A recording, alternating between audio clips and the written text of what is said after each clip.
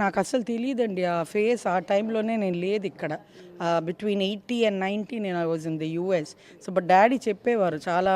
I think Jyothi Chitra or some Telugu మ్యాగజైన్లో he use to write every week. He had Chitrajyothi అనుకుంటాను. So ఆయన he was a voracious reader. His room was filled with books. ఎప్పుడు చేతిలో ఒక పుస్తకం ఉంటూ ఉండేది. So very very knowledgeable, very focused person. ఏం చెప్పేవాళ్ళు చిత్రజ్యోతి గురించి వాళ్ళ లేదు, ఆయన ఫిలిం జర్నీ గురించి he use to write articles every. ఎలాగ ఇండస్ట్రీ ఎవాల్వ్ అయింది 1920s 30s, సైలెంట్ ఈరా, తర్వాత టాకీ సినిమా ఎలాగ వచ్చింది, అదంతా he use to right. Because ఆ పాత విషయాలు చాలా తక్కువ మందికి తెలుస్తుంది కదా, నాట్ ఎవ్రీబడి నోస్. సో అదంతా రాసేవారు అదే. ఆ బుక్స్ మీ దగ్గరే ఉన్నాయా ఇంకా? అన్ఫార్చునేట్లీ లేదు ఇప్పుడు. ఆయన ఒక బుక్ కూడా రాశారు, అనగరగా ఒక రాజసులోచన అని ఒక బుక్. ఆ బుక్ ఉండాలి, but I don't know where it is. I'm trying to hunt for it.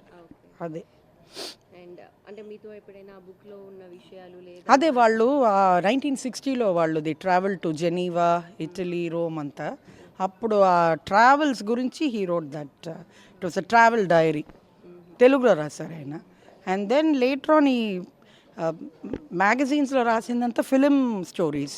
చాలా స్టోరీస్ ఉంటాయి కదా షూటింగ్ స్పాట్స్లో జరిగే విషయాలంతా. అదంతా he use to, he was a very good story teller.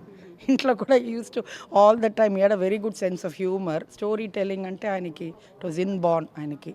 So story టెల్లర్గా he use to write articles. And that's exactly what he did. And పద్యాలంటే చాలా ఇష్టం. చాలా పద్యం కాన్సన్ట్రేషన్, పాటలు, dance. Yeah, he was a man full of arts.